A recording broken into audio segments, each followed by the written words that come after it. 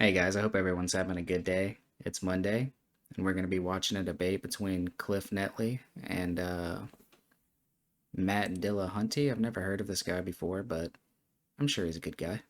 Let's get started. Atheists have nothing to die for and everything to live for. In this rare debate, Cliffe goes toe-to-toe with former president of the atheist community of Austin. In this incredible intellectual debate, Cliffe Knechtle and Matt Dillahunty respond to their evidence for some of the most debated topics for religion. Make sure to comment down below which argument was your favorite. Now, let's get to the debate. One is this continued objection to, without God, there's no ultimate meaning, there's no real purpose. Well, I don't know what you mean by real purpose. That seems kind of cheaty. But as far as ultimate meaning, yes, I agree. No ultimate meaning in the existential sense that you're talking about it, and it doesn't matter one bit. The car that I've got out there parked in the parking lot I've had for a couple of years, one of these days it's going to rot away. Does that mean it's not valuable now? Does that mean it doesn't have any value to me now? Does it mean there's no purpose? Should I just go ahead and chuck it now? Let's get rid of it. Eventually it's going to be useless. That's absurd.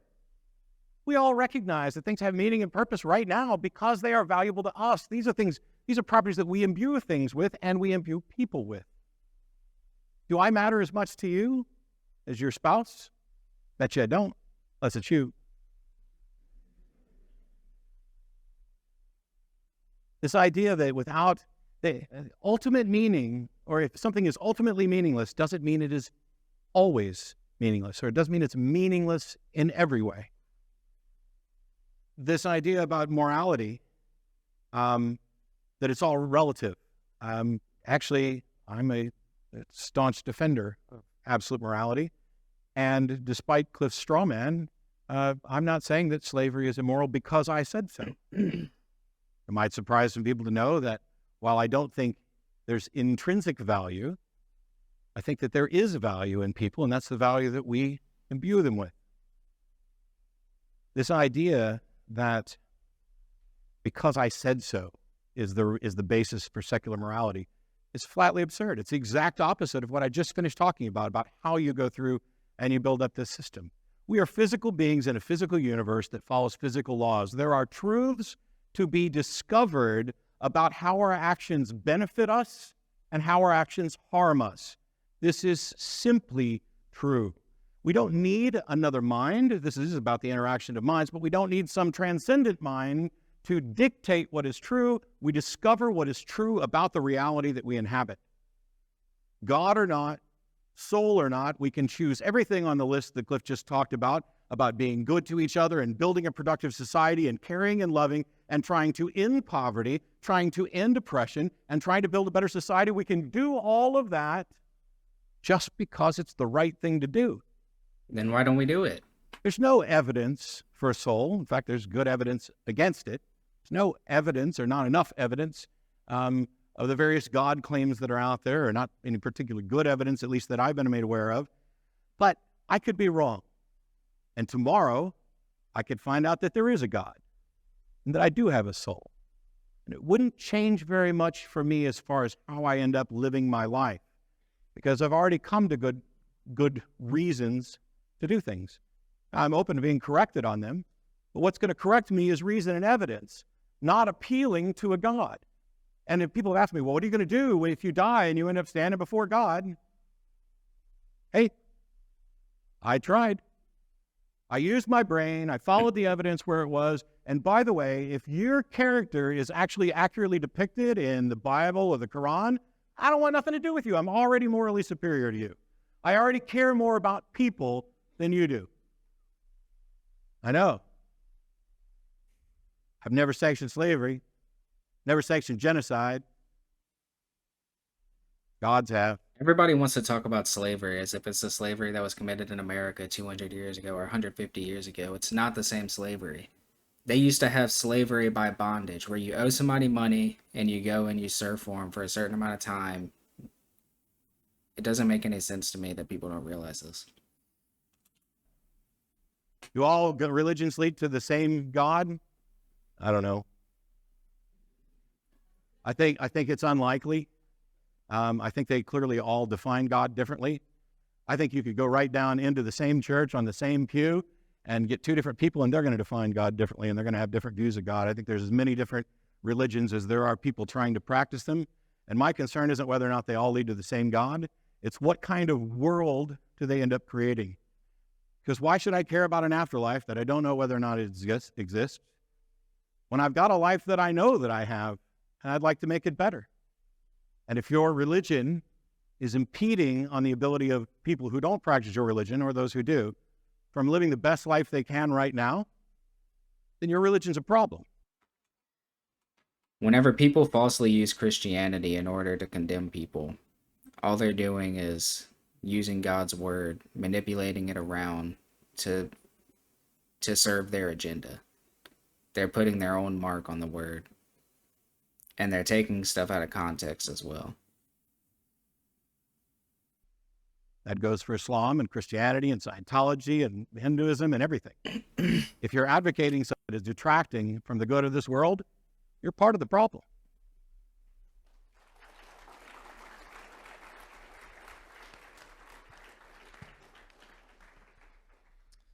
Thank you, gentlemen. Matt, the next question will start with you.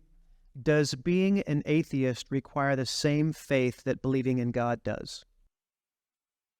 No. I'm seriously, it doesn't require any faith to not believe something. It doesn't. Now, if atheism was this assertion that there are no gods, I pissed some people off. If atheism was this assertion that there are no gods, well, then yes, you might be able to make a case that that was based on faith, or maybe it's not. It would depend on what the basis, what the foundation for that particular belief was. But atheism, in the weak atheism sense of I do not believe this, doesn't require faith. I don't believe there's a Bigfoot. That's not a faith. It's not a faith-based position. I'm not asserting certainty that there isn't a Bigfoot. I'm just not yet convinced. The Bigfoot claim hasn't met its burden of proof. Neither of alien abductions, which, by the way, I'll point out, you can actually go talk to real living people right now who will tell you their alien abduction story. Living, breathing people, you can talk to them. They will have stories that are similar in detail. In some cases, there are multiple people who have supposedly experienced this together. In some cases, the things that people have seen have been entire small towns. And you can interview these people. How many people think that they're actually being abducted by aliens? Not me. That's people you can talk to right now. That's actually the first decent case that I've ever heard that explains something that's not mass hypnosis, but a bunch of people believing the same thing.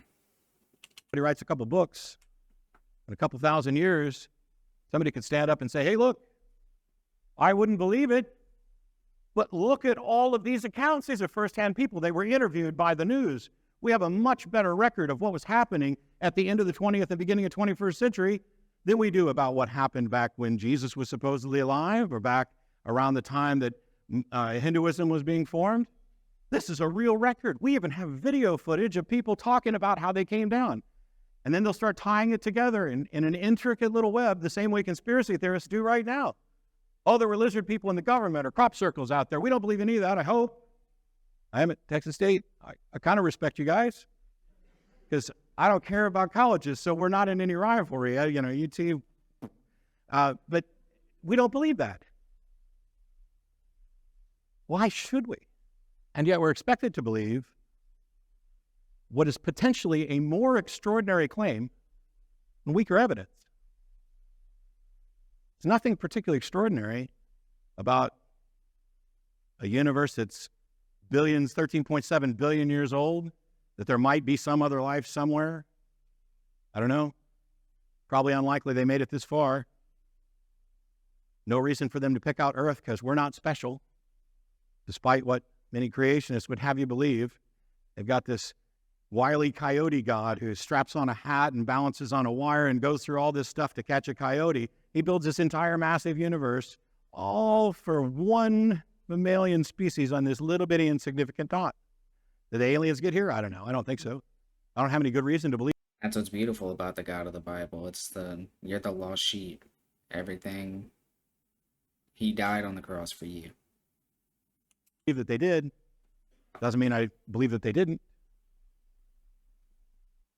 And yet we're expected to believe the more extraordinary claims of religion unless sound evidence.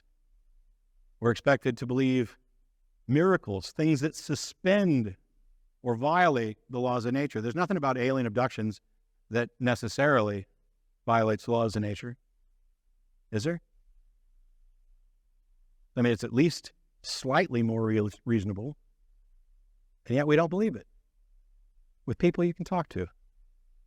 Yet we're going to point to anonymous books that are hearsay accounts, copies of translations of copies by unknown and anonymous authors, wherein which we know there are forgeries. Anybody seen Snake Salvation on TV? It's on National Geographic. It's about the snake handling Pentecostals, and they rely on Mark 16, somewhere in the 9 through 20 section, I think it's around verse 18, where she'll take up serpents. Mark 16, 9 through 20 is almost certainly a forgery. It doesn't exist in the oldest and best manuscripts, yet they believe it. Maybe it should be there. Maybe they're the ones that are right.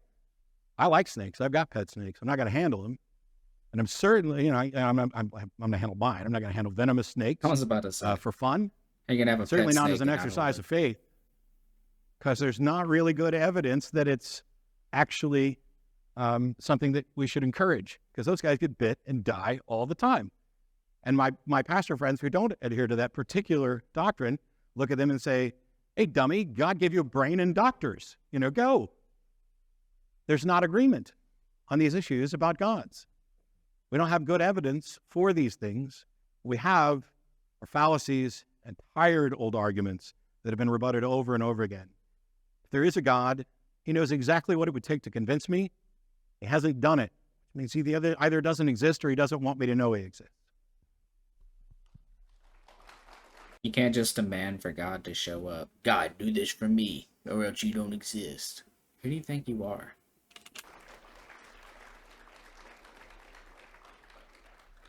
It's like most people that, whenever they're trying to come to faith, they'll sit there and they'll try and demand a sign. You can't demand a sign. You have to come with your humble heart, usually with a broken spirit. That's the best way to come to him.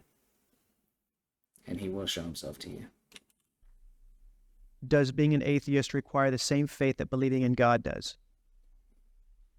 No, an atheist has a type of faith that says, I'm going to live for someone or something other than God. And the fascinating question that I love to ask my atheist friends is, what do you live for? And what is the evidence that whatever it is you live for is true? Now, the majority of my atheist friends living in the United States live for money. And it makes sense. Money can benefit you a great deal. Nothing wrong with money. But is the ultimate purpose of life to live for money? So my secular materialist friends are very talented. The majority of them work on Wall Street. And the majority of my secular materialist friends live for the American dollar. I think we live in a culture that puts a premium on that. I'm not saying that Matt does. I'm just saying the majority of my atheist friends, who are very wonderful people, live for money. Others of them live for pleasure. They've reduced the purpose of life to stimulating my nerve endings. I understand that. I enjoy pleasure. I'm convinced that pleasure is a gift from God. The central nervous system that I have that gives me pleasure is good. The taste buds on my tongue that enable me to enjoy food is good. But to reduce the purpose of life to stimulating my nerve endings, I mean, come on. Now, what I find interesting is Matt consistently says, well, there's not enough evidence. Fine. What I would love to hear from Matt is, what am I living for? And what's the evidence that what I am living for is true? See, friends, all of us are going to put our heads on our pillows tonight. None of us can prove that what we're living for is true. The question, though, is, what's the evidence that whatever it is you're living for is reliable and true? And there are a lot of different options out there.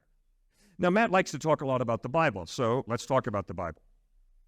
The Gospels that we have in English today are based on over 5,200 Greek manuscripts or pieces of manuscript dated from the 2nd through the 10th century A.D., all agreeing to an infinitesimal degree. There is no document from antiquity that can even approach the New Testament Gospels in manuscript evidence. Secondly, you have 4 different Gospels, Matthew, Mark, Luke, and John. They're not carbon copies. Obviously, they use notes. There are similarities in language between especially the synoptic Gospels, Matthew, Mark, and Luke. But there's a tremendous internal consistency between Matthew, Mark, Luke, and John. There are no major contradictions. There are different perspectives. The same way that if you and I were standing on a street corner and we saw two cars coming down the street and we heard a woman scream, there was a screech of brakes, and then there was a collision. If you and I went to the police department and you said, "Officer, I saw the two cars coming down the street. I heard a woman scream, and then there was a collision." And if I were to say, "Officer, I saw the two cars coming down the street. I heard a screech of brakes, and then there was a collision," we're not contradicting each other. We're offering two equally valid perspectives on what really happened. And that's what you've got in the Gospels. I'm real glad they're not Xerox copies. They're not photocopies. They're unique perspectives on Jesus of Nazareth. Now, what I find astonishing is that Matt says he went to seminary. No, I didn't. All right, you were going to the ministry? Yeah, I was going to. I didn't go. Yeah, you want to go into the ministry, okay? Which means you probably read the Bible. And then when you reel off a statement that the Bible doesn't say anything against slavery, that's embarrassing. Let me tell you why it's embarrassing. The main point of the book of Philemon in the New Testament is Paul is writing to a slave owner, Philemon. And he is saying, "I met your runaway slave, Onesimus." Now, in the Roman Empire, the law is that you are permitted to execute the guy. He's a runaway slave. But I, Paul, am asking you, Philemon, to take Onesimus back, no longer as a slave, but as a brother in Christ. Who do you think fought and finally won for the abolition of slavery in the British Empire? A man named William Wilberforce, who served in the British Parliament, and it was due to his faith in Christ that he struggled against slavery in the entire British Empire until he won just before he died. Why did William Wilberforce fight for the abolition of slavery in the British More people need to know that guy's name. I had no clue. Empire? Because he was a devoted follower of Christ, and he understood that all human beings are created in the image of God. Therefore, to stand against slavery and to stand for the value and dignity of all of human life is not an option. So I can promise you, folks, you got to read the text for yourself. Because if a man as intelligent as he can say, the Bible never says anything against slavery, you got to read it for yourself. Read Philemon in the New Testament. What do you both think or believe will happen after you die? I imagine my wife will get married to somebody else, and no, actually, she's going to run off with a friend of hers and have a whole bunch of cats. Oh, you mean what's going to happen to me? I don't know. I don't see any reason to think that anything's going to happen to me. Everything that makes me me, everything that we have historically and religiously attributed to a soul that can be identified with a place has a place in the brain. My personality is in my brain. We know from experiments on people who have suffered all sorts of brain damage that you can reset people's personality, their preference, their memories, their ability to make new memories. I'm going to get the name wrong. Vishwanathan. Somebody will know. Anyway, did a talk at one of the religion summits about a split brain patient, hemispherectomy. They can communicate with both halves, and each half has a separate personality and a separate identity and communicates independently. One half, Christian. The other half, atheist. Now, I guess you could argue that when we split that brain in half, there was only enough soul for one side, and the other side just got, shafted. But everything we know about what makes us us, our likes, our preferences, our desires, they're all a product of the brain. Now, a lot of theists would say that there's a soul behind it all, as a puppet master, the ghost in the machine. And yet there's no evidence to support this. And it doesn't make sense in the model. If I suffer severe brain damage and all of a sudden I don't remember the past, I don't remember that I love my wife, I don't like the same foods, I don't want to interact with the same people, and now all of a sudden I believe in God, am I the same person? I don't think so. Haven't we really kind of ended up with a whole new person? I have an argument that I use partially as a joke. It's an argument that demonstrates, according to some traditions, nobody's in heaven, and it's really easy. In heaven, there's no suffering and no sadness, according to some traditions. My mom is convinced she's going to heaven. she's convinced I'm going to hell. I don't know who's going to end up in heaven, but it won't be my mom. There's no way my mom could be up in heaven, not suffering and not sad that her son is in hell. And if God does some kind of magic to take that out of her, it's not my mom anymore. It's a facsimile of my mom. Some kind of robotic worshiping thing that's not my mom. My mom and I disagree vehemently on religious stuff, so much so we don't talk about it anymore because we love each other. We'd like to have a civil, Thanksgiving or Christmas or whatever religious holiday drives me up there to visit and hang out. By the way, we celebrate Christmas, have a big white tree with peppermints and stuff on it. It's awesome. Entirely secular stuff. We're stealing it back because Christianity stole most of those things from other religions. And Easter too, but I'm not that big on eggs and candy because I'm diabetic. But everything that we know about it. Notice how even whenever this guy's making a joke, he still sounds depressed.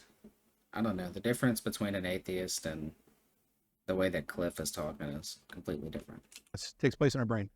The brain gets damaged. He sounds so Are you sad. the same person? I don't know. The math on souls is confusing. Sam Harris has talked about the math on souls for people who believe that zygotes get a soul because the embryo will sometimes split and then we get together. So when it splits, does it have two souls? And then when it comes back together, does it just have one? Or now do we have a body with two souls? Or did we not put a soul in until afterwards? Or does it happen when he breathes his first breath, as the Jews believed? It doesn't make any sense. The math on souls doesn't make sense. The science on souls doesn't make any sense. There's no reason to think that there's some kind of ghost dictating what goes on in my brain. We haven't even gotten into free will. Cliff keeps asserting that we have it. I'm not convinced we do, at least not in the sense that he's talking about. I don't know what's going to happen to me when I'm dead. I'm pretty sure my body's going to rot, my brain's going to stop working, and I will cease to exist. And it didn't bother me before I was alive, so I don't see why it'd bother me afterwards.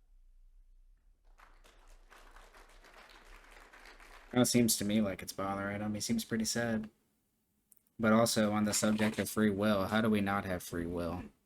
I could do literally anything I want right now. I have a dog sitting beside me. I could walk up and pet him, or I could walk up and kick him. And according to this guy, neither one of them's the right or the wrong thing to do.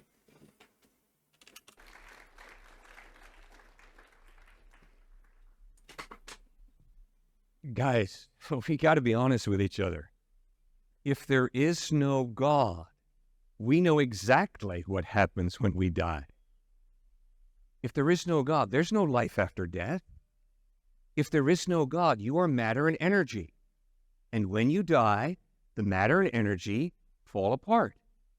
So let's not act like maybe there's life after death. No, that's illogical. If there is no God, when you die, when I die, we become fertilizer. Very logical, very reasonable. But you know what the problem is? The problem is that I've got to do funerals for families that are atheist or agnostic. Inevitably, what happens to me is I'm standing there and they're coming up to me saying, well, maybe. Do you support Israel and the Jewish people? Now, more than ever, Israel needs committed friends around the world to voice their support in her struggle for peace and security, especially as terrorists seek to wipe the Jewish state. Maybe. The Great Spirit. Excuse me? Great Spirit? What are you talking about? If there is no God, there's no spirit. There's matter and energy. And when we die, the matter and energy falls apart. Now, don't get scared. Just face reality. Be objective. And don't allow your fears to get you knocking your knees saying, oh, well, maybe. Oh, well, possibly. No. Be rational. Use your good mind. If there is no God, when you die, you rot. When I die, I rot. End of story. Just think about it. Now, there's an alternative to that. And the alternative is that if there's a supernatural God, then possibly there is life after death. And I can promise you, I would never believe there's life after death because I'm scared to die. That's being a wimp. That's being a coward. Instead, you'd better use your brain, and you better start thinking, and you better figure out, does the evidence point to there being something more to reality than matter and energy, there being some type of God, or does there not? And then secondly, you better use your brain and you better think real clearly. Does the historical evidence point to Jesus having died and risen from the dead or not? And I can promise you, if you believe there's life after death because you're scared to die, you're an intellectual wimp. And I would never believe there's life after death because I find it attractive. And Matt is wrong. I don't believe there's life after death because I've got this deep longing for life after death. But I'll tell you exactly what I do. If I find that I have a deep longing for something, I look at the evidence to find out, is there any truth to it or not? And if there's no truth to it, I drop it. But if there is evidence to support it, I would be very wise to follow that evidence. Now, why do I believe there's life after death? First of all, because the evidence is there is a supernatural God. And second of all, because the historical evidence is that Jesus was dead, and 3 days later, he rose from the dead. And the people who saw him risen from the dead died not for belief. They died for what they claimed to have seen, the dead Christ risen from the dead. If you claim to have seen something like Matthew, Mark, John, Thomas, Philip, Andrew, Peter, if you claim to have seen the dead Christ risen from the dead, and then you stand before Roman soldiers, and the Roman soldiers say Caesar is Lord and live, or else maintain that Jesus is risen from the dead, and we will execute you for it. And if you stand there and say, I'm sorry, I've seen Jesus risen from the dead, that gives your claim tremendous credibility. So the evidence is Jesus rose from the dead. That's Historically, nobody's known to have willingly died for. why I'm convinced when he promises you eternal life, if you trust in him, he ain't blowing smoke. He's speaking the truth.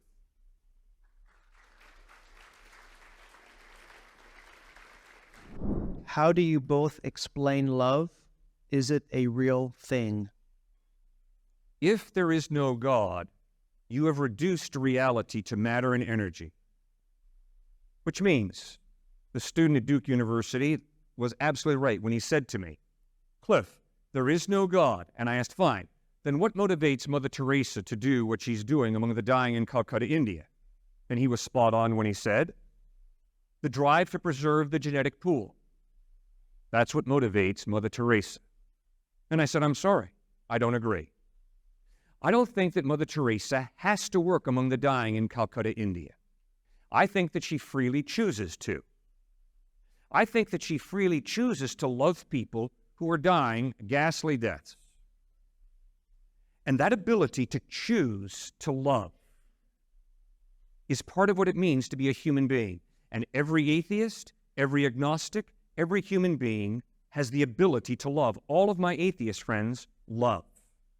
Very deeply they love. But what is love? Love is not simply a biochemical reaction, a sex drive, or a drive to preserve the genetic pool. Love is a decision of the will to care for someone else. Now, I think Matt's definition of love, it's something that just comes to you, is straight out of Hollywood. In other words, love in America for too many of us is something you fall into and fall out of. It's a feeling that just sort of overwhelms you. Jesus said, love your enemy. I never have good feelings for my enemy. So is Jesus being unrealistic when he commands us to love our enemies? No. Because when you read the New Testament and the Old Testament, what you begin to realize is love is not a feeling that you either fall into or out of. Rather, love is a decision of the will to pray for and to work for the well-being and the success of another human being, even if that person is your enemy. So, you and I are created. I just want to hear that one more time. Well-being and the success of another human being, even if that person is your enemy. So, you and I are created to love. We all have a free will, and we all choose whether to love or to seek revenge. We all choose whether to love or to be apathetic. We all choose whether we love or hate. And I can promise you, if you put your faith in Christ, all that he wants to do is help you to love others better. And that has been my experience. I went to Davidson College down in North Carolina to play basketball. The only problem was I wasn't good enough to play D1 basketball. So I barely made the team, and I had good seats for every game. Good seats. And there was an assistant coach who would stand on the sidelines during basketball practice, and he would mock me.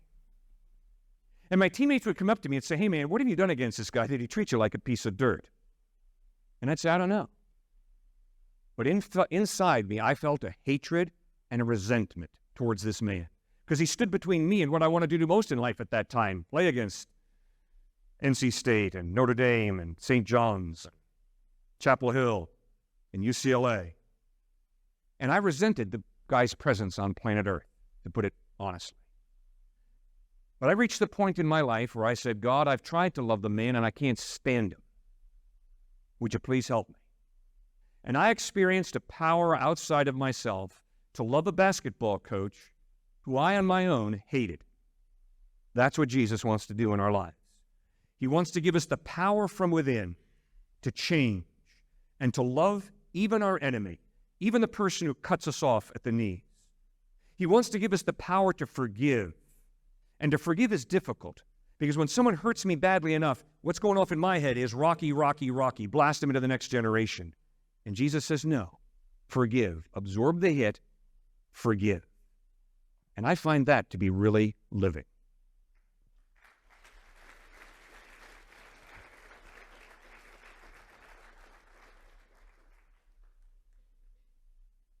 So on a couple of occasions, we heard if there is no God, then there's only matter and energy, which I'll just point out is not actually true. Whether or not there's a God is one question, and whether or not there's something else is another. And Cliffe wants to say if there's no God, then there's just matter and energy. I think Buddhists would disagree with them. They don't believe in a God, and yet they believe in all sorts of, some of them, supernatural things like karma and reincarnation and things like that. Cliffe's model, his head is the only one he can see. When it comes to love, brought up the example of Mother Teresa. If you're Catholic, I'm probably going to piss you off, but if you haven't read Christopher Hitchens' missionary position, you probably should. Because Mother Teresa was not an agent of love. She was in love with suffering. She felt that suffering brought people closer to God. So she brought in millions in donations and left people laying on squalid floors, suffering and dying because it was God's will. She was not some agent of change. She did not provide the medical treatments in many cases that would have been necessary, that would have been a real demonstration of loving someone and caring about them. She loved her idea of God, which included suffering, as a primary demonstration of what God wanted out of these people's lives. I don't know if what he's saying is true. I don't know much about Mother Teresa. She might have just been going too far with the concept of the fact that we have a suffering God, because we do.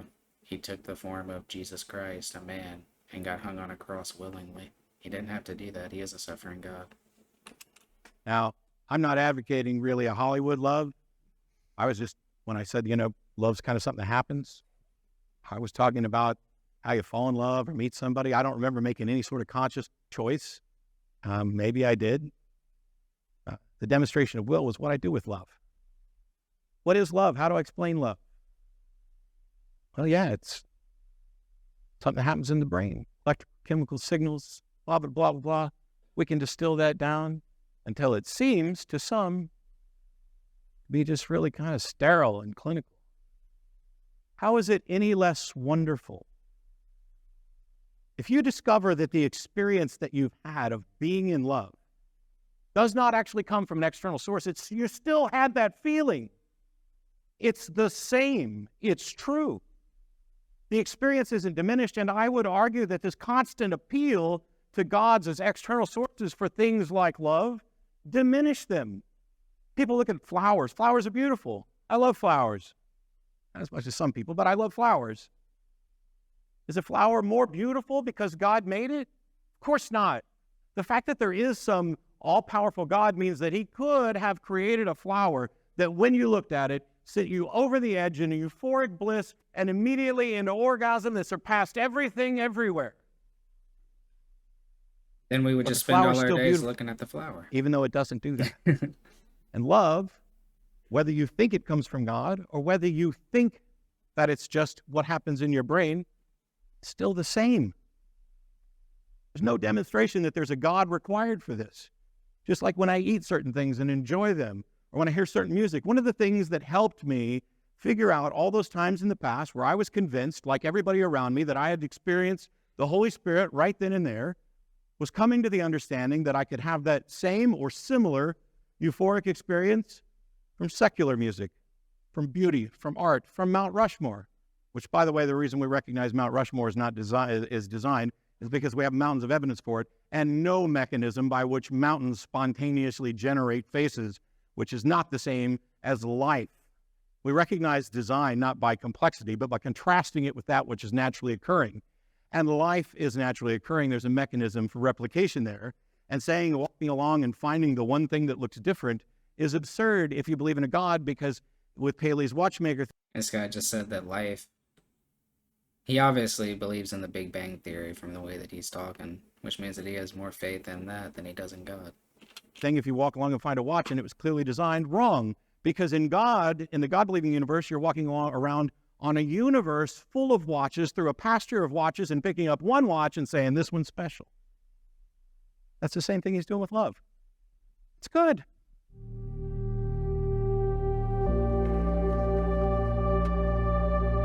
Dang.